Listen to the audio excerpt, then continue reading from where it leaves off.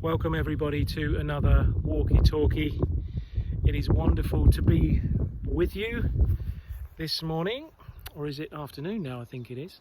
But today I'm going to reflect on the word grace, because tonight we're going to be studying Ephesians 2 as part of our life group at 7:30 if you want to join us. And I thought about reflecting on that verse where it says, "By grace you have been saved, not of works, lest anyone should boast." Now, what do you think when we hear the word grace? We understand it from being gracious, don't we? You know, we're gracious, showing acts of kindness to people, especially those who we don't normally show acts of kindness to. So we're gracious in the way we act towards others. I've always understood grace as God giving us something that we don't deserve, and that's true. And mercy is God not giving us something that we do deserve, namely judgment. So God is a God of mercy and a God of grace. But if you asked most people, are you going to heaven? They would say yes. And then if you'd ask them a second question, why do you think you're going to heaven? A lot of them would say, because I am a good person.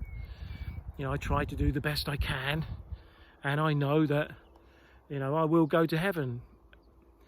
But this verse speaks against that, because it's saying, by grace you have been saved, not of works, lest anyone should boast. In the commentary this morning, there was an analogy of a frog who was trapped in a tub of milk. And to get out, he was trying to thrash his way out, and eventually he churned the milk up to become cream, and then he was able to get out and jump out on off his own merit. And I think, you know, that's what we try to do as people, don't we? We think that if we do good enough, if we do enough good deeds, then we are going to be right with God, and therefore we'll get into heaven. Well, as I say again, God is speaking against that here. He's saying, look, it's by grace you've been saved, not of works. And why is that? So that we can't boast. So if you imagine if we were all earning our own way to heaven, when we get to heaven, we'd be like celestial Pharisees, wouldn't we? You know, I'm not like that other person. I did this, I did that, I did this. We'd be boasting all the time. God is saying it's by grace you've been saved, because you can't boast, because the work is of God. Because the Bible is clear that we have all fallen short of the glory of God, and we have this inherent problem of sin in our lives. There's this word I'm going to use now. I'm going to teach a word called Pelagianism.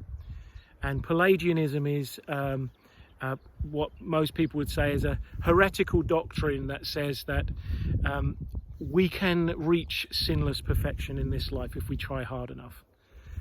Well, we aim towards that because we want to be like Christ, but the Bible says that, if we say that we're without sin, we're a liar.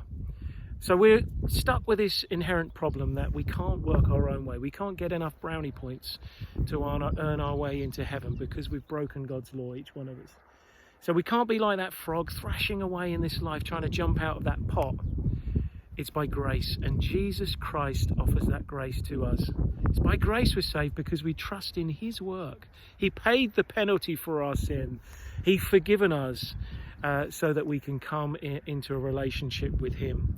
And it's by grace. It's all what he has done, not ourselves. So when we get to heaven, none of us can boast. We could just say, praise Jesus for the work that he has done. And we can boast in him instead of ourselves. So we won't be a bunch of celestial Pharisees in heaven. We'll be sinners saved by the grace of God. And that's an amazing thing. It's him who gets the glory, isn't it? So grace, God's grace can be upon you today. His unmerited favour towards you, that credit, that his face shining upon you when you put your trust in Jesus and believe in his precious work on the cross. You can be forgiven. You can receive that grace and mercy today. And we won't be like that celestial Pharisee, but we'll all be sinners who have been forgiven and who are seated with Christ in the heavenly realms. Well, that's all I wanted to share with you this morning. I'm hoping that wind is not blowing too heavily in the microphone. But I'll see you tonight at prayer at 7, and I will see you at 7:30 in the Zoom room for the life group. Read Ephesians 2. Bye.